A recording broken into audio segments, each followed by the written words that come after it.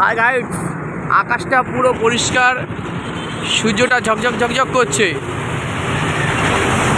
মনে হচ্ছে মাছের আঁশ।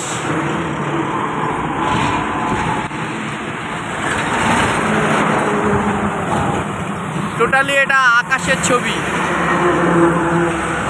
মনে হচ্ছে যেন একটা মাছ রেখে দেওয়া হয়েছে, সেই মাছের আঁশগুলো চকচক চকচক করছে।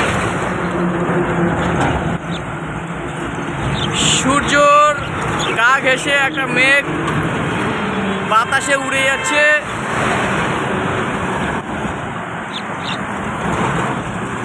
ঠিক সূর্যর মাথার উপর দিয়ে এই সেই মেঘটা ভাসতে ভাসতে চলে যাচ্ছে।